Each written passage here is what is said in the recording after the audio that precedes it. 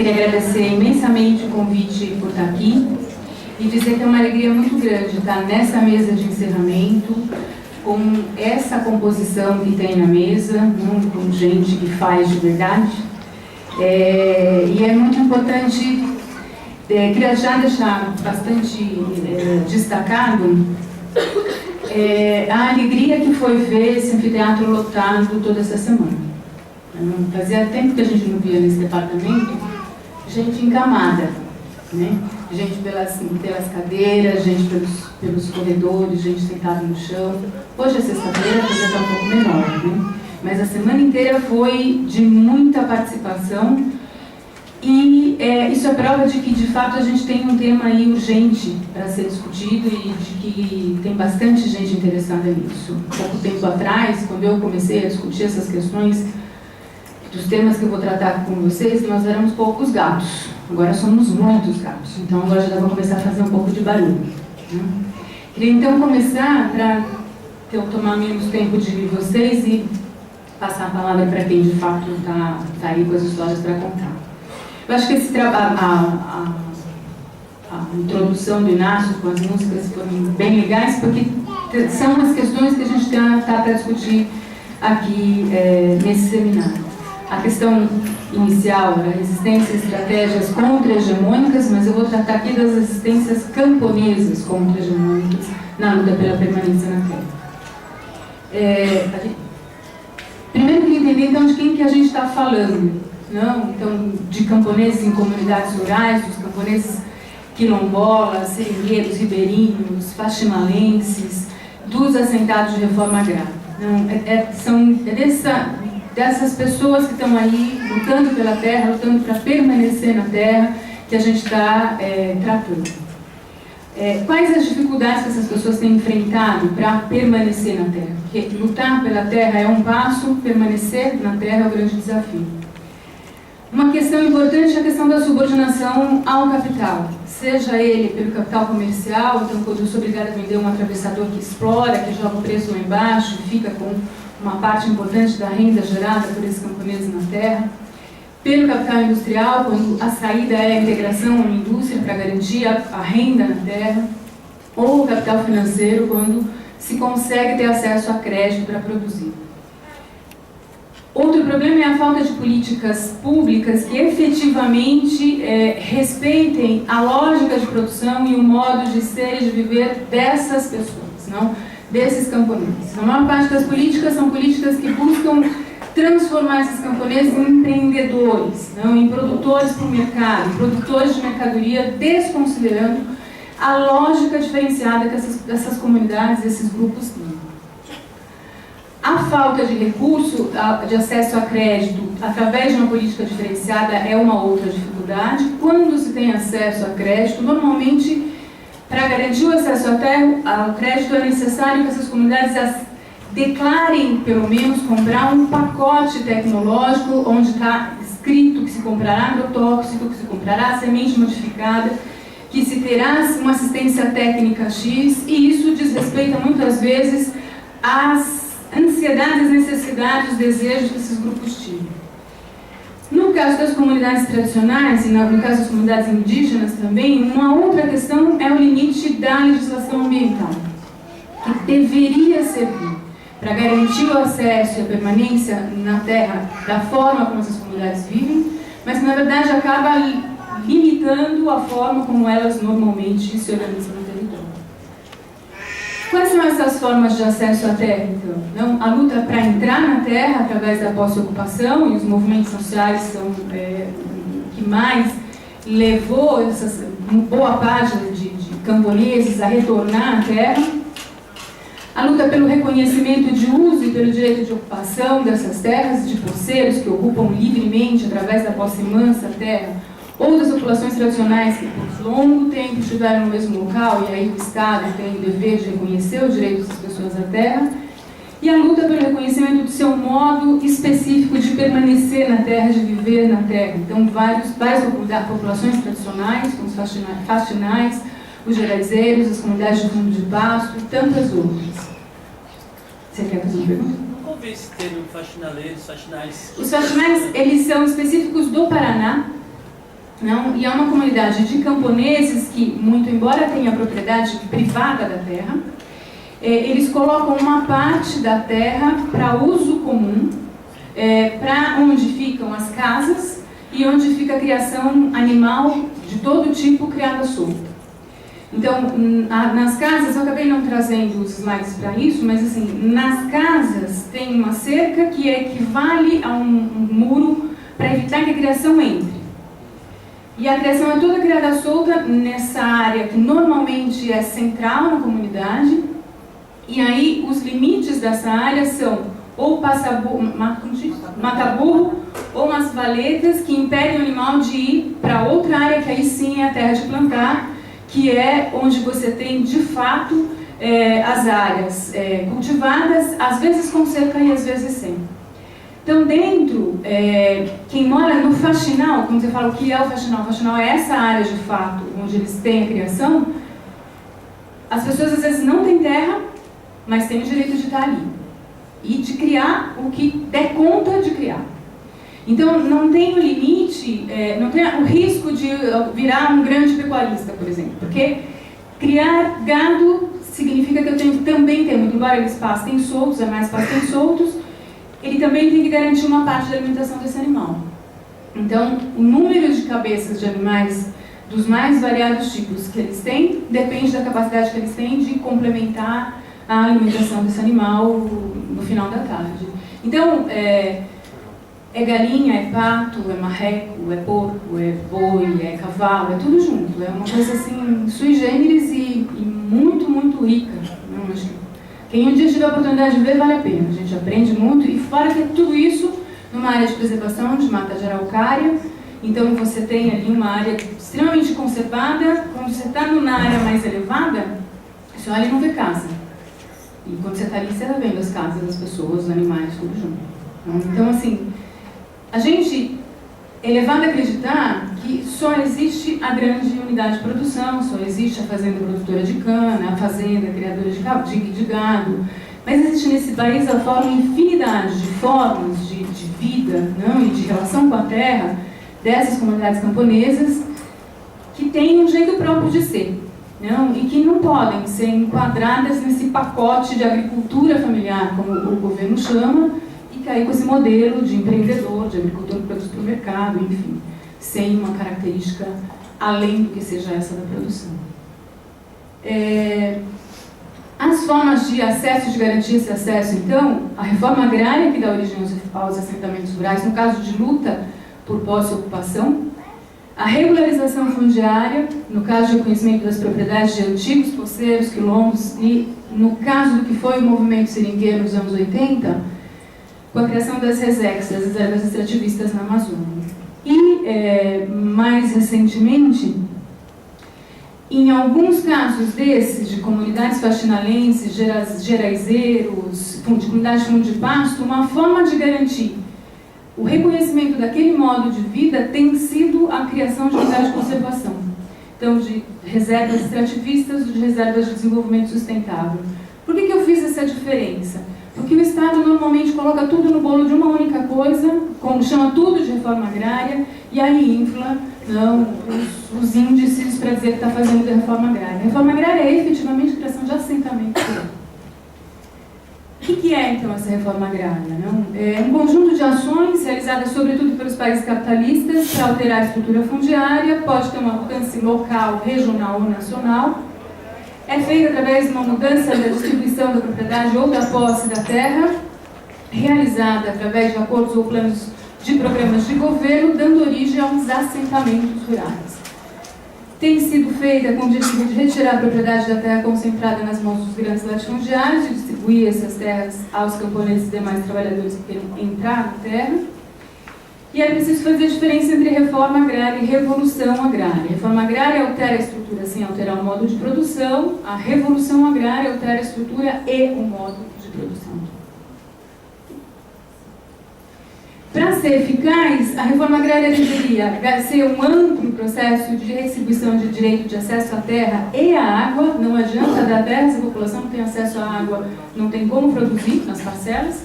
E muitas vezes os assentamentos você tem o serviço de infraestrutura agricultura nas agrovilas, nas parcelas distantes das áreas onde tem a morada, sem acesso à água, sem acesso à energia elétrica, e aí produzir esses locais se torna um milagre.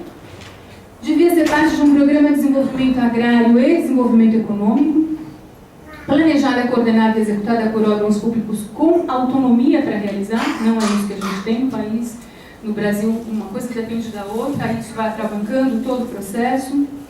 Executada em áreas prioritárias e preferencialmente sobre a grande propriedade improdutiva, a propriedade que não cumpre a sua função social.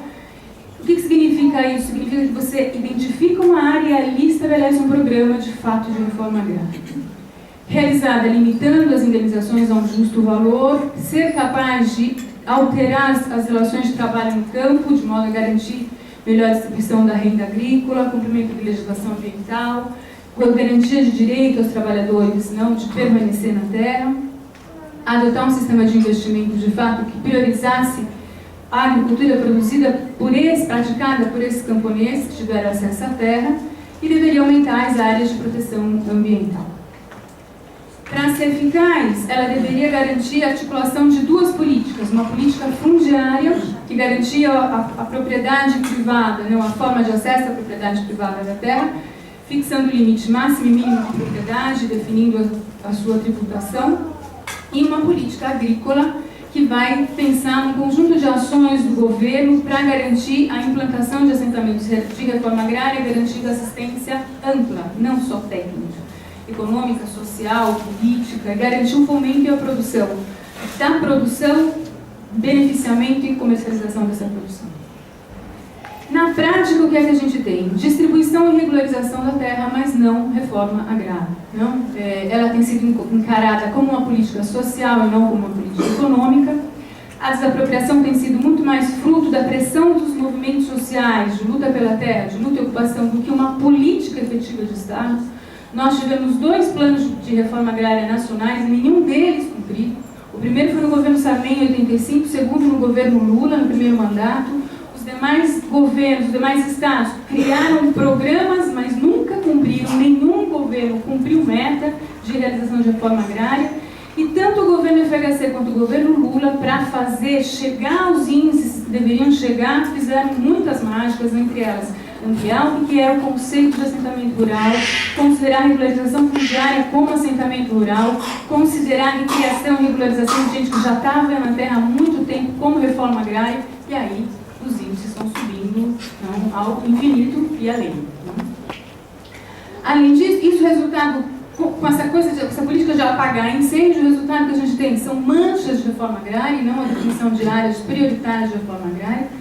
E isso impede a articulação de fato dos assentamentos. Se você tivesse uma área, fosse uma política prioritária, se definiriam as áreas, se estabeleceriam que ali teriam os assentamentos, seria possível planejar a produção, articular beneficiamento da produção, pensar em cooperativas que tivessem um maior alcance. Como a gente tem, e otimizar inclusive infraestrutura. Como cada assentamento é um incêndio apagado, muitas vezes a infraestrutura é repetida, muitas vezes se produz a mesma coisa, há várias unidades, várias instalações são criadas e elas acabam no final se tornando obsoletas e a reforma agrária de fato não se efetiva. Impasse e demora para a desapropriação faz com que muitas vezes as famílias demorem anos em barracos de lona para garantir que de fato tenham acesso à terra e outros empecilhos. O Inácio falou da lei criada no FHC e não desativada no governo Lula e no governo Dilma, de impedir a desapropriação da terra ocupada para fins de reforma agrária. Terra ocupada só pode ser vistoriada depois de 2 anos para a realização de reforma agrária. Isso é que impediram realizar a reforma agrária. É isso que faz com que esses quadros, não, que a gente aprende na escola, repete na faculdade, infelizmente, continuem os mesmos, de muita terra para pouca gente. Então a gente tem aqui os estabelecimentos com menos de 10 hectares e de 10 a 100, que são os que atendem, não, que dão as áreas de reforma agrária. A gente vê que o número de estabelecimento pouco cresceu. A gente olhando aí de 85 até 2006, são os dados do último censo agropecuário, e, pode passar para o outro, a estrutura fundiária continua bastante concentrada. O que a gente vê na Barra de Cá de 1.000 e mais estabelecimentos, há pouquíssima desconcentração de fato. Não, então não há reforma agrária. Se fala muito em número, mas de fato a gente não tem essa desconcentração fundiária acontecendo. Um outro problema é a questão das unidades de conservação e as comunidades tradicionais. A gente vai ouvir, muito provavelmente, essa questão aqui. Uma questão que tem me chamado a atenção, a partir dos estudos que eu tenho tocado, dos trabalhos de campo que a gente tem feito, é que, normalmente, o acesso até às comunidades tradicionais, sobretudo iniciadas nos quilombos, remanescentes de quilombos, depois, em direito, que foi estendido às demais comunidades tradicionais, é garantido desde 88. Entre da teoria à prática, passa aí um grande tempo. Fora isso, o processo é lento. Entre que de se autodenominar quilombola e ter o acesso à comunidade de fato reconhecida, o tempo é longo. Para resolver o problema, o Estado aponta a alternativa da criação da unidade de conservação. Normalmente, essas áreas, sobretudo as áreas quilombolas, são áreas onde se tem uma vegetação mais preservada. E aí o Estado chega lá e diz: eu garanto a tua permanência na terra. Não, se você optar por unidade de conservação, a regularização é mais rápida. E por que se faz isso? Boa parte das pessoas querem ter o direito de permanecer na terra, aceitam isso, e no final das contas acabam que vão ficar sobre a tutela do Estado. E ao ficar sobre a tutela do Estado, nas unidades de conservação, com toda a legislação ambiental que a gente tem, o direito de viver, a prática da agricultura que essas pessoas, as comunidades sempre tiveram, passa a ser regulada. Então, um exemplo é a questão da coivara. Quilombola sempre fez coivara, sempre queimou para fazer a roça, seringueiro sempre fez isso, as florestas sempre continuam lá. Se é área de conservação hoje, é porque eles estiveram lá conservando essa floresta. Só que aí chegam as legislações ambientais, no estado de São Paulo e não só, e vão limitando e impedindo não a permanência dessas pessoas e o impedimento da prática tradicional de uso. E é ruim quando muitas vezes alternativas a essa forma de prática, como muitas vezes a prática dos sistemas agroflorestais é apresentada para essas comunidades como um jeito desenvolvido, em contraposição ao jeito atrasado de fazer, que é o sistema tradicional da coivara. Isso eu ouvi recentemente, não em campo. Então, é complicado. Uma coisa bem interessante, que é a questão da agroecologia, acaba se tornando, na prática, um discurso que vai a deslegitimar o que ela deveria, de fato, estimular e garantir o desenvolvimento. Na questão indígena, isso a gente continua tendo a mesma questão. Muito embora seja um direito, de fato, das comunidades terem o acesso à terra, na prática, a gente ainda hoje vê situações de luta pela terra, de desenvolvimento, de confronto sangrento pela terra, e o debate que a mídia tem feito de muita terra para pouco índio, de terra indígena, travancando o desenvolvimento da economia regional e o desenvolvimento da economia nacional. Então, esse modo de ser dessas comunidades, não diferente dessa lógica hegemônica capitalista, incomoda, e a academia, muitas vezes, a mídia, acabam trabalhando no sentido de deslegitimar a prática que essas comunidades têm na terra. E agora, como eu não tenho quase mais tempo, né? Eu vou falar rapidamente sobre essas questões, sobre essas utopias que estão sendo colocadas em prática. Um exemplo são as cooperativas de produção agropecuárias do MST e a proposta marxista de organização da produção. Quando o MST começou a conquistar os primeiros assentamentos, era uma questão de honra garantir que ele fizesse de fato oposição à grande unidade de produção. E para se opor à grande unidade de produção, o modelo escolhido foi o das cooperativas de produção agropecuária, que era uma forma de contrapor a grande unidade de produção capitalista à grande unidade de produção cooperada de base socialista. O assentamento Fazenda Pirituba, no município de Itapeva e Itaberá, foi o grande laboratório. Quando todos os assentamentos que foram construídos nessa fazenda, são várias agrovilas, começaram com cooperativas de produção agropecuária. Hoje poucos existem de fato. Poucas cooperativas. Os assentamentos estão lá, as cooperativas não mais. A cooperativa de produção agropecuária ela é criada a partir da coletivização das terras, então os assentados não têm a definição dos lotes, os lotes não são divididos. A divisão por setores de produção, se escolhe o produto principal, que vai ser o produto comercial, e outros produtos, e para cada produto, para cada atividade, o setor de produção. Os cooperados escolhem qual atividade trabalhar, em função da necessidade, de fato, da mão de obra na atividade, da própria disponibilidade para isso, e aí eles passam a trabalhar. A remuneração é feita de acordo com o trabalho realizado por conta de cada um, pela quantidade de trabalho, não qualidade de trabalho realizado. Normalmente se faz produção em grande escala, altamente mecanizada, com produtos que são destinados para o mercado e produtos destinados para o consumo dos cooperados. Os limites desse modelo é que, para garantir uma remuneração justa, tem que ter um limite para o número de cooperados. E muitas vezes a família não consegue colocar na cooperativa todos os membros da sua família. Portanto, é um modelo que gera sem terra. Não? Isso é um fato. O outro fato, para garantir minimamente uma remuneração justa, tem aí o limite máximo, e se começava a falar atualmente no limite mínimo de horas trabalhadas por cada família. Há um alto uso de mecanização, portanto um alto custo para pagar esse modelo. Então se contraem grandes financiamentos para colocar a máquina no assentamento, mais máquina, menos força de trabalho, portanto eu crio aí a própria contradição do modelo. Não? E é necessário primeiro pagar os financiamentos para depois remunerar os camponeses. Então o que acontece muitas vezes é que acaba, o ano agrícola, o rendimento chega e no fim eu pago os financiamentos e não tenho rendimento para pagar para os camponeses. Se fora isso, esse modelo de divisão por setor, divisão por trabalho, vai contra a lógica camponesa de pensar a produção como unidade familiar de fato. O grande problema, na minha opinião, está na questão de você impedir que todos os membros da família sejam cooperados. A resposta a esse modelo é a discussão anarquista sobre a produção comunitária. O principal crítico a esse modelo foi o Kropotkin, que propôs o comunismo anarquista, falava na coletivização dos meios de produção para garantir que todos tivessem oportunidades iguais, de acesso aos meios necessários para garantir as plenas potencialidades individuais. Falava numa federação entre comunidades autogeridas, então que elas se organizariam para garantir que cada uma ajudasse nas dificuldades vivenciadas pelas outras. E a grande diferença dentro do próprio anarquismo com o Bakunin, e sobretudo com as propostas marxistas de coletivização das terras, é com relação à forma de remuneração do trabalho. Não mais de acordo com o trabalho realizado por cada um, porque para o Kropotkin, à medida em que eu coloco isso no centro do trabalho, da questão da remuneração, eu vou ter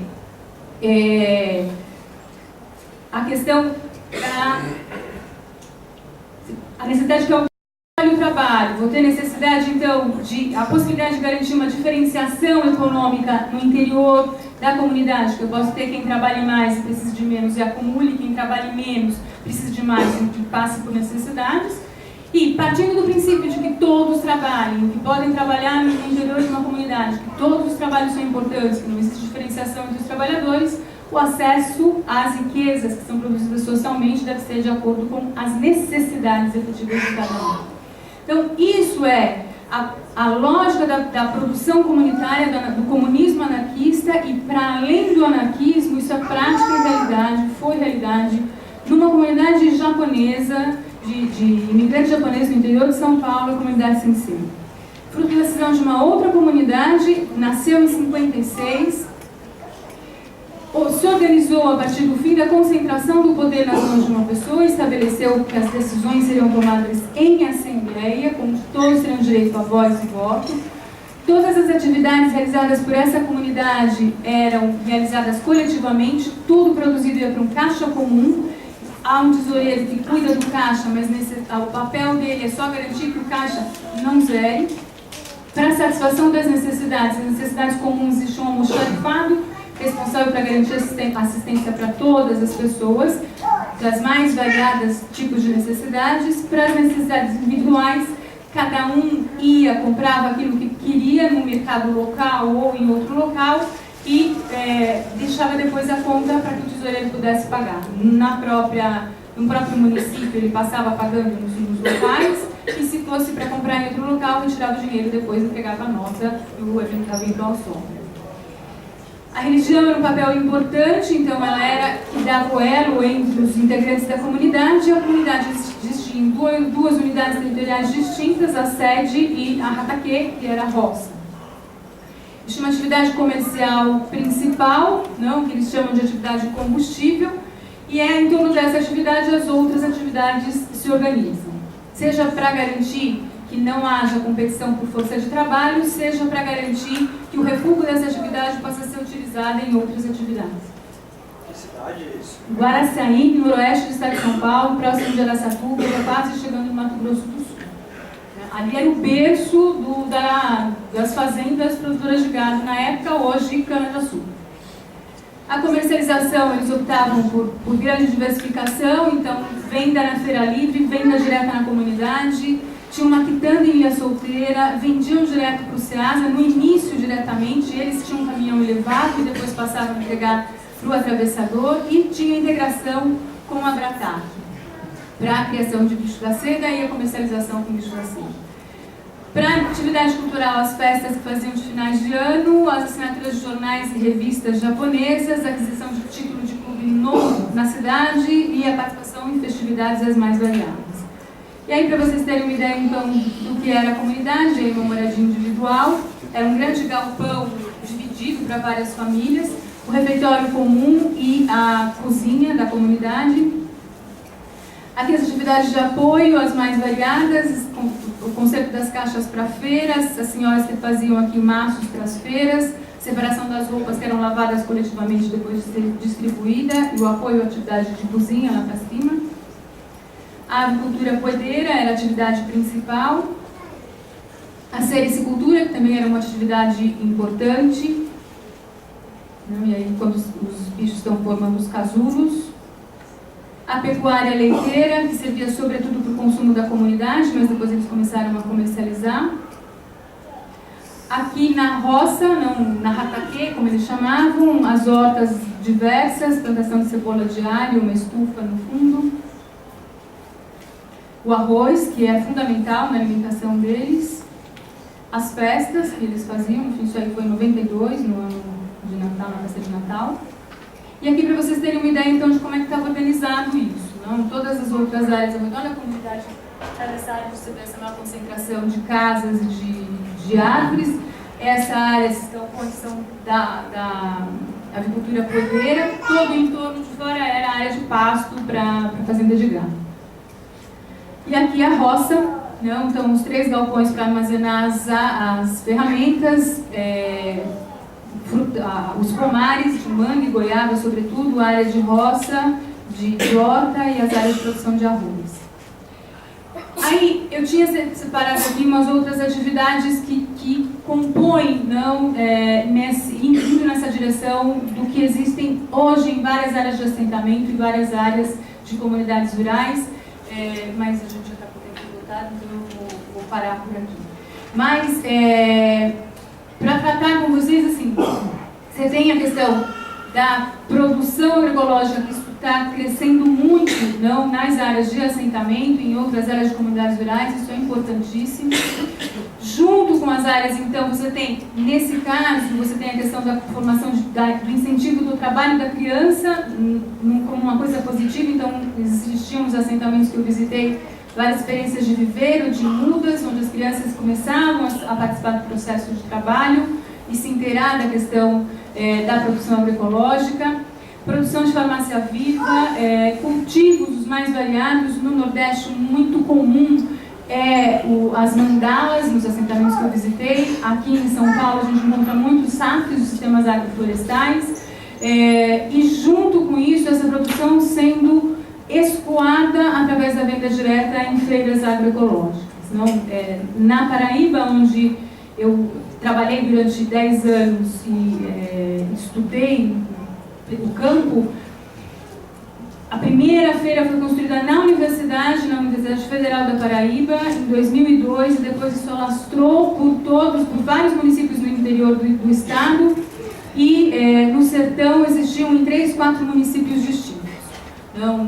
Então, isso para mostrar que quando você consegue articular produção com comercialização, é possível fugir dessa lógica da subordinação, de vender exclusivamente para o atravessador.